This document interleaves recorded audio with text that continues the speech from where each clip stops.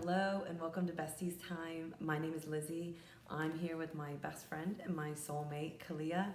We've known each other since we were 4 years old, and we have seen each other through the best and the worst times. We are here today to connect and communicate with you. And today's subject, we are jumping right in the deep end and talking about something that's quite difficult and most people don't speak about, and that's miscarriage. The reason that we chose this subject is because Khalia actually has personal experience having had a miscarriage herself. So Khalia, can you start by telling us the story about that pregnancy?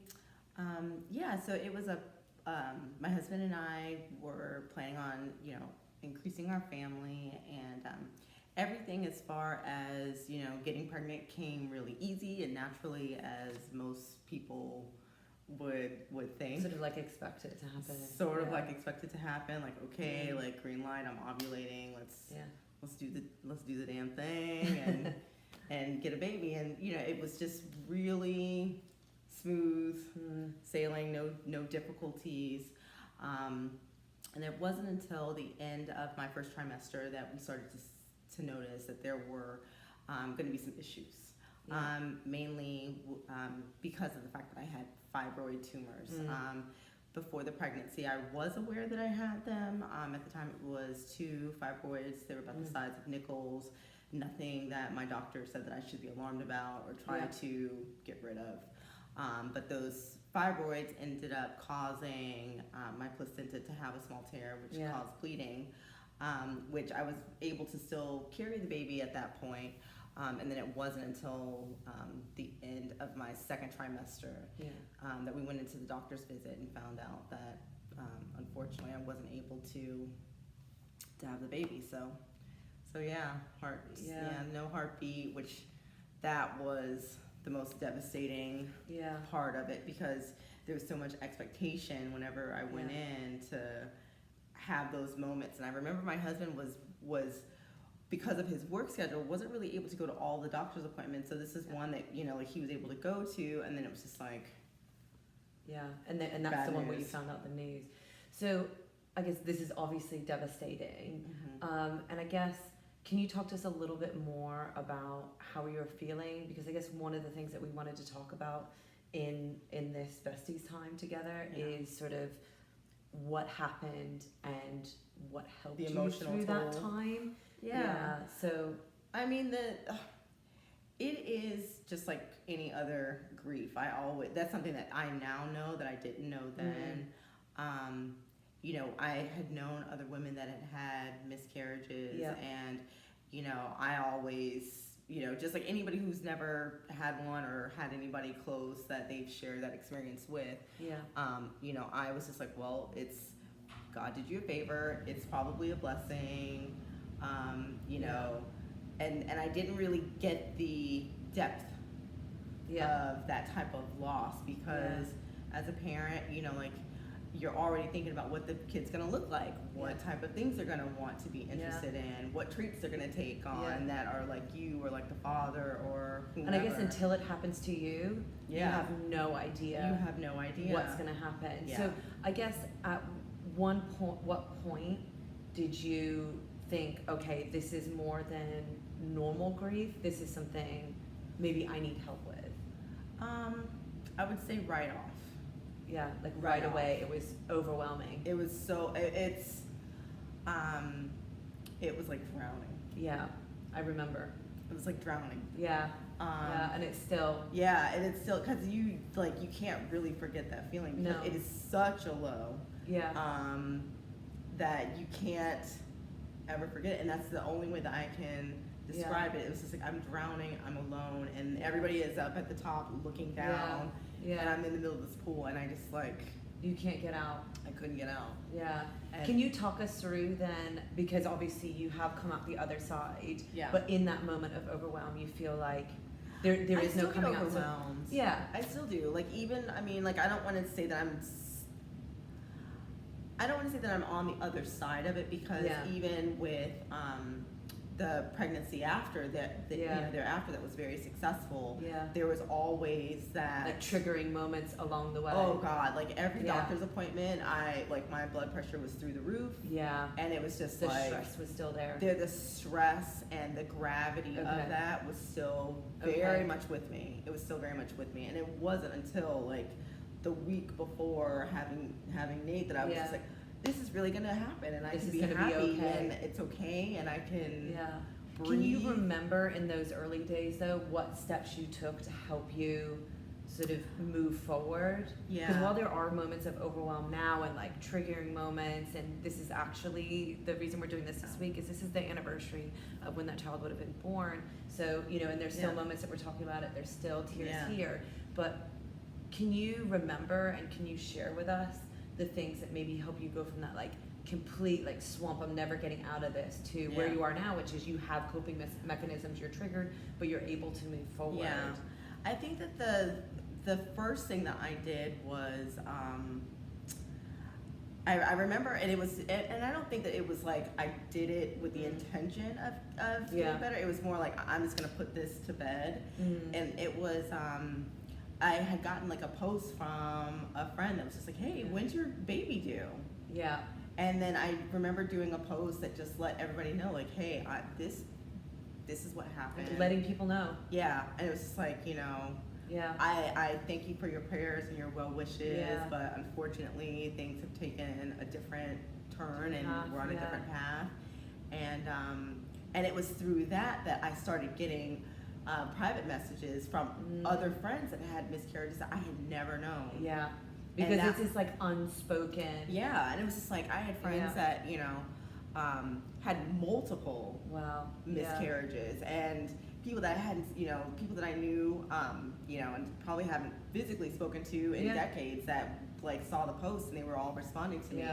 And so did it help like normalize it for like all of a sudden, even though maybe they didn't say it in the open, like this is something that is happening more often than we realize? It was definitely eye-opening, because it's just like, wow, like, you know, these are, and what was even shocking to me was that like it wasn't like there was anything distinct, like, okay, like this is, you know, these are friends or in a certain age bracket, or they had a certain lifestyle, or, you know, it was every like, walk of life. It was no rhyme or reason. There was no rhyme or reason. I had people that were still in their 20s when this happened that had talked to me about how they had trouble conceiving and carrying a pregnancy to term, and, you know, people that had basically given up on trying because they had, you know, gone through so much and just couldn't take that heartbreak anymore, and people that have gotten divorced over it, and, you know, it was just like, that was when it was just like, okay, like this is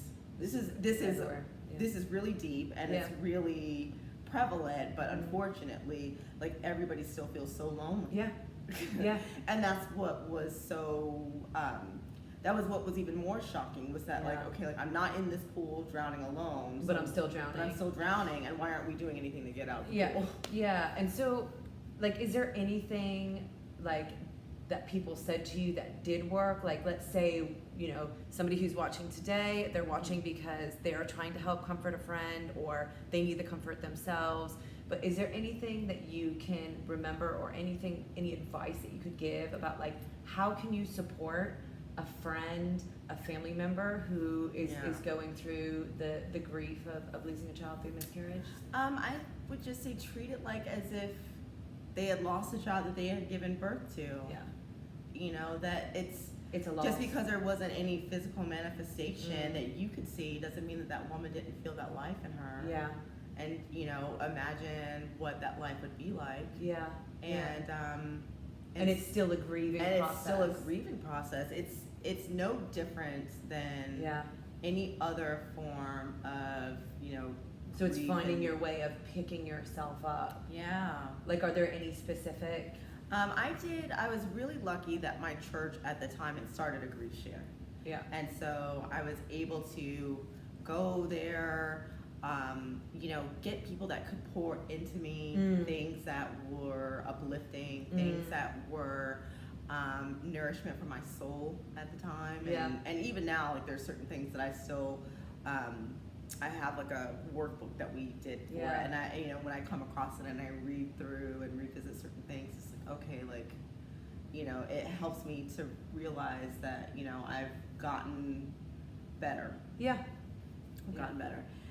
And with the grief share, it was awesome because I could do the ugly cry and, everybody, I could let it out and I could talk about it. It felt more healthy versus destructive, which, I know that there are people that have, through the process of grieving, obviously do some things that are self-destructive. Yeah. And luckily I was able to surround myself with a great support group. Yeah. So creating a support network for Yeah. yourself is really important and always important. Absolutely. Yeah. Yeah. My husband did a great job with trying to support and take care of me, and calling my friends like, hey, I might be at work, but can you just stop by and see her for lunch or whatever, it was. Like, he really did, I just had a great support system. Yeah. Yeah. You had besties. I had besties. You had your besties. I guess, is there anything else that you want to tell us? Is there anything else that you think would be helpful? Yeah, the one thing I will say is that when it comes to your own health, you have to be vigilant. And that wasn't something that I understood at the time. During that pregnancy, that especially looking back, there were a lot of things that the doctor said and did that really didn't line up. Yeah. And instead of me saying, you know what, I don't agree with that. Yeah. Or why are we doing this? Why are we doing this? I don't agree with that. Are there any other alternatives? I took, I took everything at face value. Yeah. And it wasn't until you just trusted what they were saying. I trusted what they were saying. Yeah. And my mom is the one that kind of like was a light bulb for me, and unfortunately it was after the fact, but she fired one of her doctors pretty much. It was just like, I don't agree with the way that you're treating me. You work for me, and there are certain things that I'm concerned about that you don't seem concerned about. Yeah. And that's a problem. So take control of the situation. Take control of the situation. Even if they are, obviously educated medically, if you have a feeling in you that something's not right, then listen to your gut. Yeah. That's the first mama bear instinct, is just listen to your gut and do what you can to get the best help that you like physical and medical help that you can, so that you can have the best possible outcome. Yeah. And do you have any advice about for women who are deciding to try again, because you and your husband tried to get pregnant again, it was successful? Do you have any sort of like tips for how you made the best of that, or things that you wish you would have known in going into a sort of into that situation where you're making another attempt? Yeah, I think that you have to forgive yourself. Yeah, forgiveness is. I think that you have to forgive yourself, because for me it was one of those, like, one of the biggest blows was to just being a woman, and I felt like that was such an easy job. Yeah, like at least should just happen naturally. Yeah, like my whole purpose is to be fruitful and multiply. Like that's why I'm put here, and as long as I'm having a period and pumping out eggs, like it should be really simple and really easy, and you just have to forgive yourself, because I think that was it was such a blow to your ego. Femininity. And it was just like that was the one thing, like 9 months, like should be really simple. It's right there. It's like it's in a safe place, like. So finding some forgiveness, maybe workbooks or group or forgiveness exercises is something that really helped you. And I know that it didn't. I mean, I remember when I had because after the miscarriage, I had to have what's called a DNC or D&E. I can't remember. Sorry. And the nurse that was there was just like, she said to me, "There's no rhyme or reason." And when she said that to me, it just, this inner voice, this just God just spoke to me and said, like, sometimes you're not going to get the full picture. You're not going to get all the answers that you want. Yeah. And you're not going to get the closure that you want. And you just have to find it anyway. You have to find it anyway and move on. Yeah. And I know it's hard to do. Yeah. I will never ever like make it seem like it's something Yeah. so easy and that there's steps to it. You have to find your own way, but you Yeah. do have to forgive yourself enough to enjoy those precious moments. Yeah. Yeah. Thank you so much. Thank you so much for joining us today. Thank you again to Khalia for opening up about this difficult and seldom talked about subject. We hope that in some ways it will help you, help somebody in your life. Thank you so much for joining us for Besties Time. We certainly feel that like this is time well spent. We hope that you do too. If you like what we've spoken about and you're interested in hearing our conversations in the future, please hit the subscribe button and you'll get notifications when we've got new videos out. Thank you so much and have a great day. Bye. Bye.